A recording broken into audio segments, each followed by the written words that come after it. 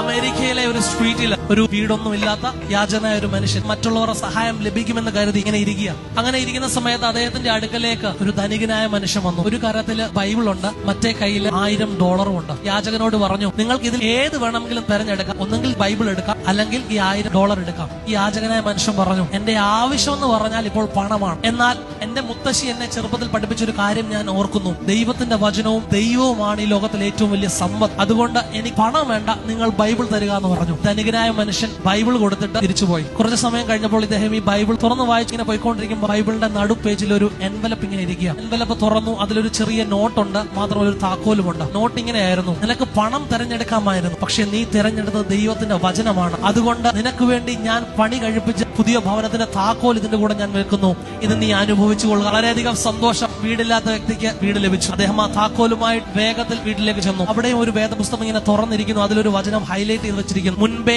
അവന്റെ രാജ്യവും നീതിയും അന്വേഷിപ്പീൻ, അതോടുകൂടി ഇതൊക്കെയും നിനക്ക് ലഭിക്കും. കർത്താവിന്റെ മുഖത്തേക്ക് ആത്മാർത്ഥമായിട്ട് നോക്കുന്ന, നിനക്ക് കരുത അഴിയുന്ന ഒരപ്പന്റെ കൂടെയാണ് നീ ഇറങ്ങി തിരിച്ചത്. ഈ കഥയ്ക്ക് ആത്മീക അർത്ഥങ്ങളുണ്ട്. ഒന്നിങ്ങനെയാണ്, ലോകത്തിൽ നമുക്ക് നന്മകൾ ലഭിക്കുമോ? നന്മകൾ ലഭിക്കും. പ്രശ്നങ്ങൾ മാറും, അവസ്ഥകൾ മാറും, രോഗങ്ങൾ സൗഖ്യമാകും. രണ്ടാമത്തെ ആത്മീക അർത്ഥം ഇങ്ങനെയാണ്, പാടാത്തൊരു കിരീടം നമുക്കായി ഒരുക്കുന്ന ഒരു കർത്താവുണ്ട്. ഈ ലോകത്തിൽ അനേകർ ജീവിച്ച് പട്ടുപോകും, നശിക്കാത്ത, ഒരിക്കലും മാറ്റമില്ലാത്ത രാജ്യവും ഭവനവും എനിക്ക് വേണ്ടി ഒരുക്കുന്ന ഒരു കർത്താവുണ്ട്.